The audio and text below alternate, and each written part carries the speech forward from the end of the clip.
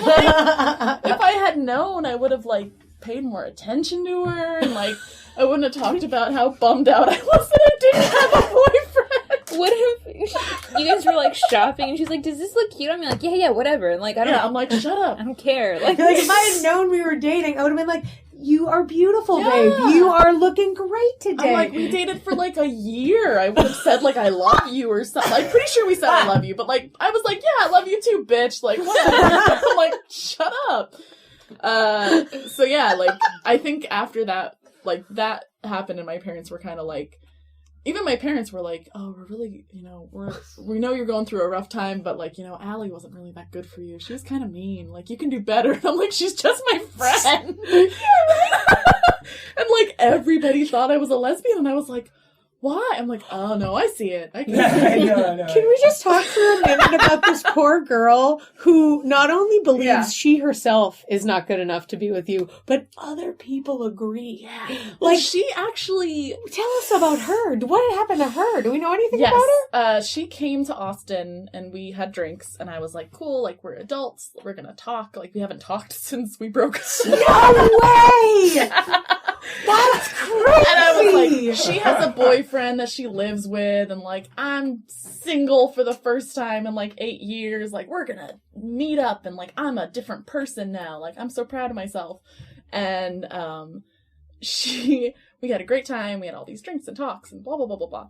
And at the end of the night, I drove her home, and she was like, you know what? You haven't changed at all since high school. Wow. Since freshman year of high school. And I'm like, no?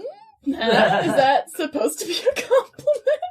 And she's like, yeah, you're still just, like, obsessed with boys who aren't into you, and, like, you're just chasing them down, and, like, they don't care. What a bitch. Yeah! Was this her getting back at you? Like, was this her, like, I guess. vengeance thing? Yeah. Like, and I was like, damn. I was classic Caitlin, just like, you're silly. And I was like, okay, goodbye forever. And then I was like, I was very reflective on it, and I, like, went through it with my therapist and was like, she's in my head now, like, again, and I'm pissed about it. And I realized that, like, she was actually very, like, emotionally, like, abusive and manipulative through our whole friendship. Like, she convinced me that my nose was too big, and I saw it for, like, years. Oof. She convinced me that, like, no boys liked me because of the way I dressed. And, like, she essentially did the whole, like, no one else loves you, you're unlovable, but I love you. Like, doesn't that make me so valuable to you? And I was like, yep. Like, I don't have anybody else. You're my best friend. And then she dumped me, and I was like, I don't have anybody now. So, yeah, it was, like, a really weird thing to go through. And, like, I felt very, like, excited to meet with her and be like, look at who I am. Like, aren't you so proud of me? And she was like, no boy is interested in you still, and that's your only value. And she, like, acts like she's very, like, oh, I'm a feminist, blah, blah, blah. Does she still live in Florida, or she moved to Austin? No, she moved to D.C. Okay, she was just coming to visit you. So she was just coming to Austin to visit a friend, and I was like, hey, she is 100% a lesbian. Yeah. Who needs to just be a lesbian. Yeah. Who's still in love with you. I was just gonna say, like, she just loves you still. Yeah. And I'm like, ooh. She was hoping you guys were going to get together. Mm-hmm. You were single all of a sudden. Yeah. And she was like, here's my in. Did you talk to her and mention this to her before she made the trip? That I was single? Yeah. We were still, like, Facebook friends. So it was on Facebook, and it was like, yeah. And then she was like, hey, I happen to be coming to Austin. Uh-oh.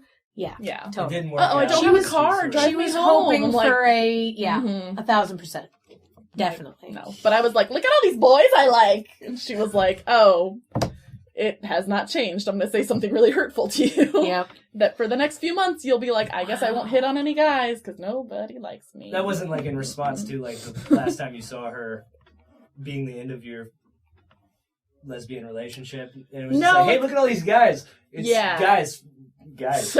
No, like, that's honestly, like, I will say that is how I've always been. And I'm not proud of it, but it's like, fuck it. Like, that's who I am. What, boy crazy? Yeah. I've been boy 100%. crazy. Oh, yeah. I get crushes, like, every day, and I'm in love all with of my everyone. adult friends are always like, you can't get crushes, you're an adult, blah, blah, blah. I'm like, I can't help that I'm like, ooh, there's a cute boy here. Ooh, he talked to me. Ah, which makes improv impossible to do. You know what?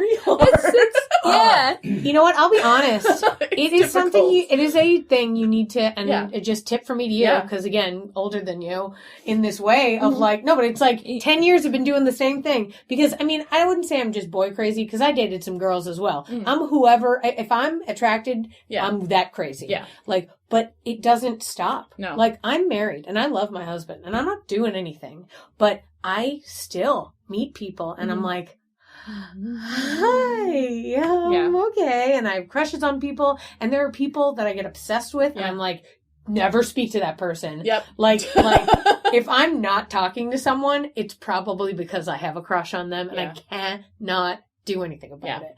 And it's the craziest thing in the whole wide world. But I realize it's like being in junior high again. Mm-hmm. Like the way you deal with things in junior high where you're like, well, I'm not going to talk to him. Yeah. You're like, not me. And then the doubled, like, not pressure, but like the doubled, like, absurdity of like doing comedy and being like, I'm doing things on purpose to get a laugh and like I'm making myself look silly and goofy and gross because I want to and because it's funny. But like, and also being like, oh no, he's here! And like, oh, but I look so silly! But like, I'm doing my fucking job. Like, I'm like supposed to look silly and like, I'm proud of it. But like, oh no, what, me? Oh, you thought I was funny? Like, it's so dumb. But like, I think doing comedy actually kind of triggered like me getting out of a bad relationship and being like, wait a second. Like, I have value that like this person like recognizes, but it doesn't make sense to be together.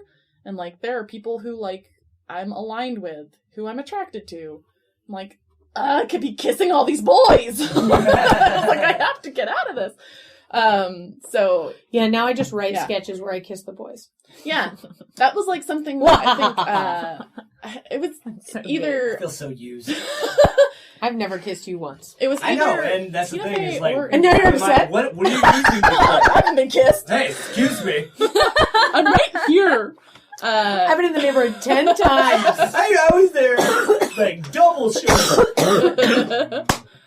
Yeah, I'm actually gonna start doing duo improv with my current boyfriend. He convinced you. Yeah, he did, and I was like, no, we're gonna give each other notes and hate each other, and like I can't do it.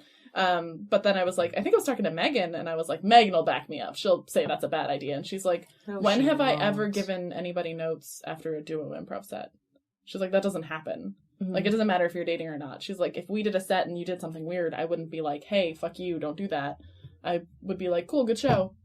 Like, she's like, that's not an excuse. I was like, you're right, I'll do it. So yeah, we're gonna try it out on Sandbox with Rob Gagnon. Ooh. Sweet. I'm gonna plug Rob Gagnon because why not? He's amazing. Everybody should all the time. Everybody should. Rob is the best. Rob is We've had We Love Rob conversations. We've had We Love Vanessa conversations. Yeah. When this makes its way to the internet, people will know who we love. Everyone's getting mad. It's just like we draw hard lines in the improv community about who we love, and then we cut out everything else. This is who we Fuck love. the rest of them. That's it. Vanessa, Rob, done. No, done. 2-person list. No, that's a long list. To go back to the Goo Goo Dolls thing, though, like that was me. That music like, still makes me emotional. I used to memorize these songs and think that one day me singing them would solidify the beginning of a relationship. Like I was like love songs. You memorize love songs. Did you ever sing to a girl? Yep. And Let's talk about it. I'd love to hear about it. Please tell us this story. Except it wasn't a Goo Goo Dolls song. Sure. It was something way better. It was Edwin McCain's "I'll Be." Ooh, I played saxophone at the time. I didn't play it for myself because you'll cry. Gotcha. Okay. Oh God. Love suicide. Yeah, that's a good one. And so here's what I got. Here's what I got is I finished it and I had it playing far enough away in the background so the music was there and it wasn't me just a cappella. But I didn't want it to be overshadowed by Edwin McCain's natural talent. Sure. So I did the whole song, did it, and I swear to God it could have been 2 hours of silence. Like there was just nothing. It was just this dead silence. And I was like, you know, it's fine if I you can just say I can't sing well. She was like, well, yeah, no, if I can say that. Oof. And the whole like me asking her out thing just lost weight to her giving me comments on my voice and how I. That was how you were asking her out? Kinda, not really. Oh. It was like, the thing is like, we had set this romantic conversation up, and I was like, actually, like, there's a song that I have in my head. This is like 7th grade. Okay, I was gonna ask. This was not. This was last week. Like, Wendell, no! This is 7th grade. Earlier today. Girls would not mess with me again. I was a really goofy looking kid. I was just spindly. And, and then it just came into this whole thing where it's like, she was just complimenting my ability to take notes. All of a sudden. She was like, well, it's really, you know what? A lot of people are just bad singers. You can't say anything to them. It's really nice that, you can just take that. You're Did you so guys confident. end up going out? No. That was it. She was just like, I was let me give you way some out of my notes. league. There was nothing about any of this that was going to work. This girl was like... Was she an 8th grader? God. Yeah, she was an 8th grader, and she was really nice to me because I just was fun to look at and kind of gave attention to any girl. Like, I just gave just pounds of attention to anybody. And Pounds of attention. I like that. Yeah. Like I just burdened you with attention. Well, because And I've never heard it referred to in weight. Oh, yeah. Pounds of attention, as if attention is atop you and it's You like can weighing feel it. on you. oh, Yeah. maybe I don't like that then. No. I mean, I like it because I feel like sometimes when I'm on stage and I know that everyone in that room is looking at me, I can feel it in a physical way. Yeah. You know what I mean? Like, it's like, oh yeah, no, they're all looking at me right now. Yeah. Which I love. I mean, don't get me wrong, it's my favorite feeling. But it also kind of feels like I can feel their gaze on top of It, me. like- No, it's good. Pounds of attention. It's a great thing. It anchors you to the ground almost. I That's my just- gushy thing I'm gonna say about improv. Anchors you to the ground. It does. All You'll those have more eyes. gushy You're things. like, ooh, yeah. Like I'm in it. Like I get it now. Like I feel like the more concerned I am about like how many people are watching me, the better I am because I'm like, I better fucking pay attention. Yeah. And like look at my scene partner and not get lost in like trying to get people to laugh. Like they're good. Like I'm just right here. Yeah. It's just backwards. And Plus a weird. good That's how it megaphone works. show, and they're breathing with you. Yeah. You know what I mean? Like, I did the megaphone 2 weeks ago, and God, the crowd was so hot. It's amazing. And it was like so great to like feel them part of the energy of every movement that we made. I was like, Yeah. Like so when someone, even if it's not you, when someone in a megaphone show does a walk on that's like a callback and the audience gets it before they say anything, that's like the most exhilarating feeling because you feel them go, and they're all just like, They're gonna do it. They're gonna do it. like they're literally tapping their friends and they're like, it's that guy. And then they're like, oh yeah, like you got it. Like you are paying attention. Like that's so rewarding because I've done so many improv shows where no one's paying attention. Yeah. And you're like, get it? Do you get, hello, sir? And they're all just like falling asleep. I'm like, okay. That's the beautiful thing about the megaphone show is that like a lot of the crowd are, that are at least aware of the person that you're doing the show for, you know, or like, so there's this like, oh my God, like they're going to pay attention to the whole time. There's more urgency. They're like, my friend is up there. Like, oh, this person runs a brewery that I really like. Right. It's not just full of people that either passed by this place on accident and saw BYOB or, like whatever, like just there for like standard improv. They're there to like watch their friends sort of, up on stage under the spotlight and stuff like that. And then people thinking about what they say. Yeah. It's funny, the idea of that, the sort of this is your life aspect of it. Because there is like they tell stories and sometimes you can see the people in the audience who like were there. Yeah. For those of our listeners who are a little bit younger, This Is Your Life is a black and white television show.